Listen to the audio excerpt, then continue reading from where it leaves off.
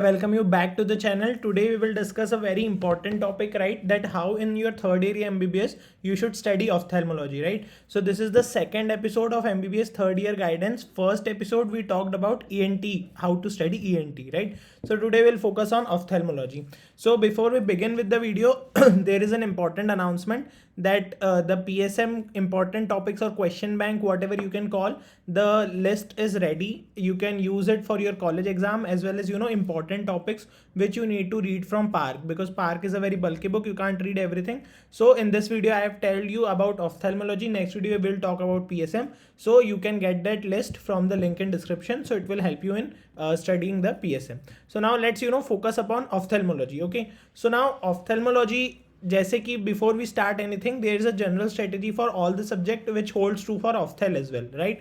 सो क्या होगा कि आप कोई भी अभी सपोज आपने कोचिंग ज्वाइन कर रखी होगी, so you will get the notes from that platform, right? You will study, you will इधर अटेंड लाइव क्लासेस या you will watch their video lectures whatever, and then you will prepare some notes. Okay, now what you need to do is before reading. Now what happens ना, अगर हम बड़े subject की बात करें जैसे medicine, surgery, important subject, तो उसमें इट इज़ एडवाइज कि आप नोट्स पढ़ने के बाद या तो बुक पढ़ लीजिए सीधे, फिर उसके बाद क्वेश्चन बैंक लगाइए.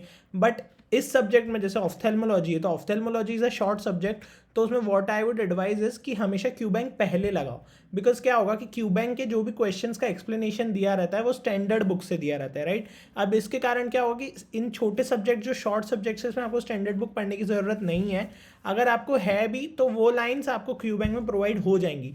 But why do you need book reading? Book reading is needed mainly for your prof exams if you want to excel very well, और समथिंग लाइक नेक्स्ट. अगर नेक्स्ट आता है और अगर आपको लगता है कि ऑफ्थेल्मोलॉजी, ईएनटी, इनको एक पेपर, एक बहुत मेजर सेक्शन दिया जा रहा है, तो उसके लिए you need to make it strong, right? So for that I can advise you book reading. So my first suggestion will be, even if you can't read entire book, okay, you will have to read notes and you will have to make question bank completed. Okay, question bank complete करो और extra points add करो. उसके बाद book reading 1 करो, और उसमें भी बात कुछ पॉइंट्स लगते हैं जो आपको इंपॉर्टेंट लगते हैं, तो you can add them into notes. Reading 2 is not ideally needed at this level in this subject. Okay, you need to keep revising according to the ledger that I have already posted on Telegram.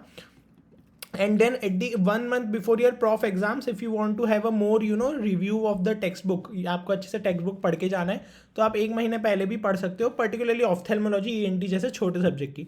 So at time I would advice you just go for notes and question bank, right? अब books कहाँ पढ़नी है और किन chapters के लिए पढ़नी है मैं वो आपको बताता हूँ. तो ऑफ्थेल्मोलॉजी को यदि हम एज अ सब्जेक्ट बात करें तो it is the OP subject of third year. ठीक है, हम बोलते हैं ना ओपी. तो ओपी का यहाँ पे क्या मतलब है कि पहले जब आप पढ़ते हो तो आपको बहुत मज़ा आता है, नहीं, बहुत ईजी लगता है और लगता है वाओ, मतलब something which is very easy.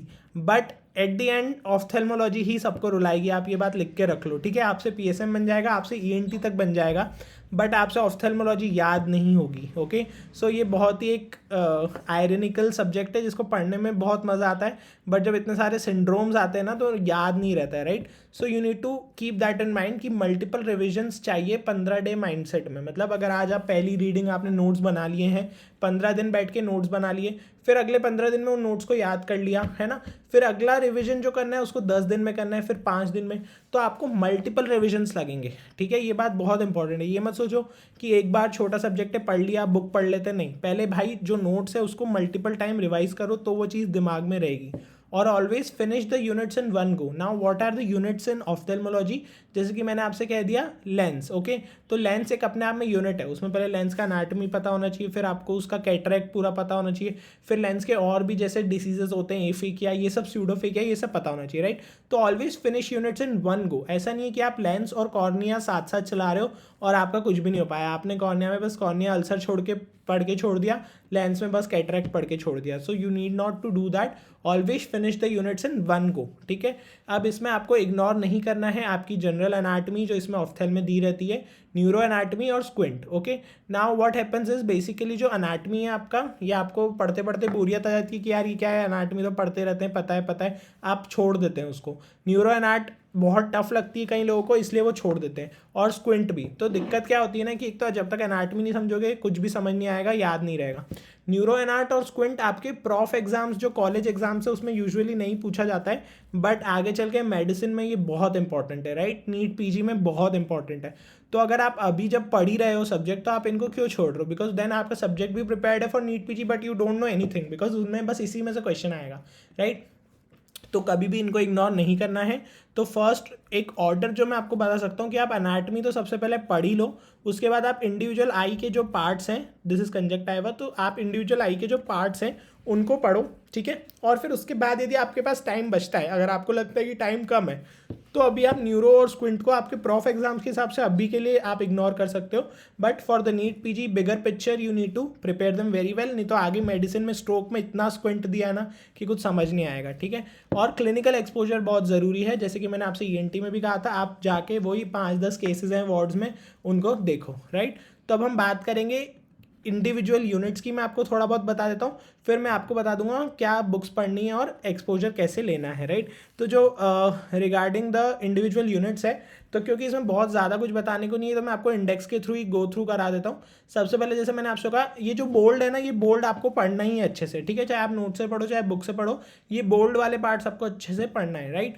तो अनाटमी जो आई की है, ये जैसे मैंने आपसे कहा अनाटमी आपको सब चीज़ पता होना चाहिए, आई की, विजुअल पाथवे की, ये सारी लेड की, ये लेड और ये लैक्रिमल ड्रेनेज आप छोटा है, इसको आप कम मतलब इंपॉर्टेंस भी दे सकते हो, but this anatomy is very important, right. Then vitamin A is ultimate, ठीक है, दिस इज वेरी इंपॉर्टेंट और दिस विल हेल्प यू, क्योंकि ये आपको बायोकेमिस्ट्री से भी इंटीग्रेट कराएगा, ये आपको पीएसएम में भी काम आएगा, राइट। तो this is a very important topic integrated, ठीक है।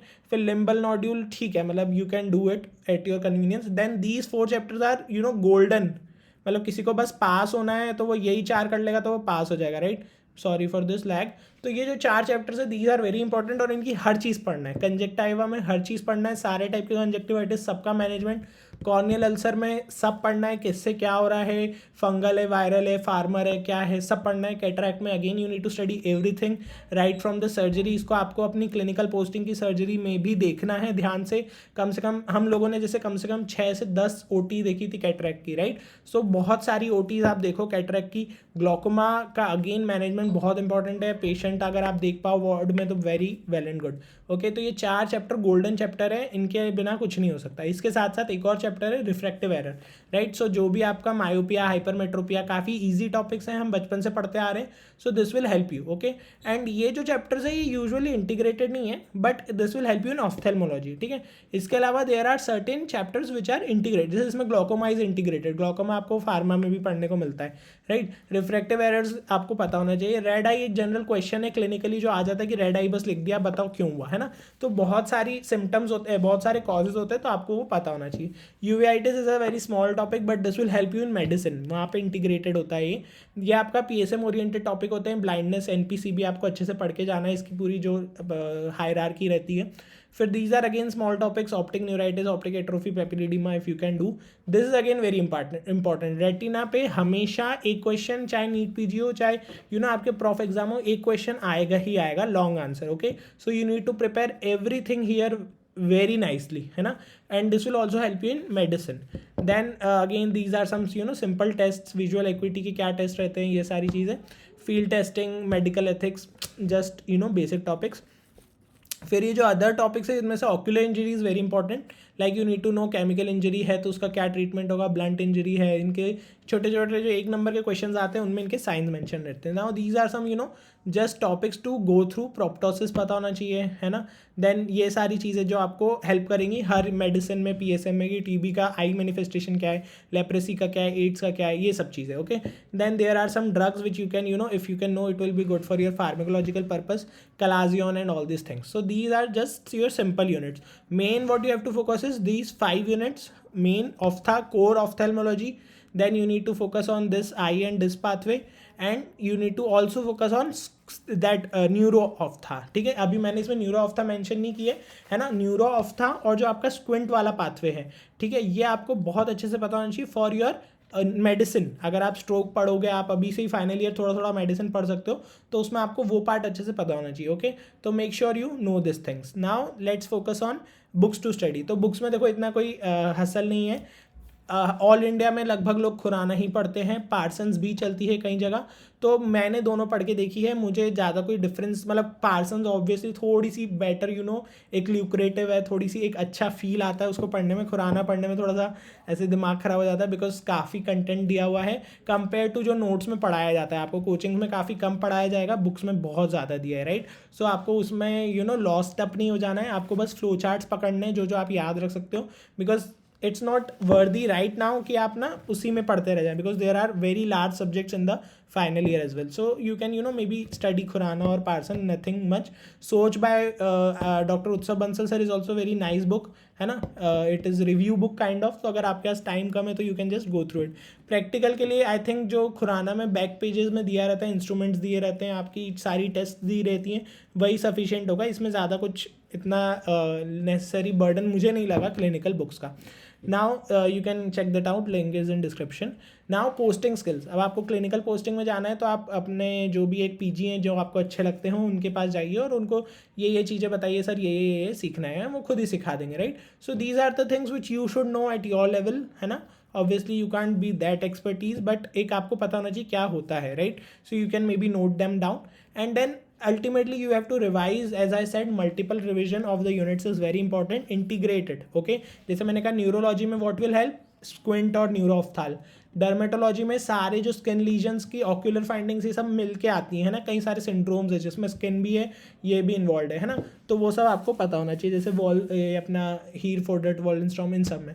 ईएनटी में अगेन जो क्रेनियल नर्व्स वाला पार्ट है वो बहुत इंटरलिंक्ड है। ऑब्स्टेट्रिक्स में भी सिंड्रोम्स आएंगे, पीडिया में सिंड्रोम्स आएंगे, जनरल सर्जरी, जनरल मेडिसिन में भी सिंड्रोम्स आएंगे। सो ये सारे जो ऑक्यूलर सिम्टम्स हैं, ऑक्यूलर फाइंडिंग्स है, these are very important. You can revise them, you can integrate them, you can also integrate it with pharmacology.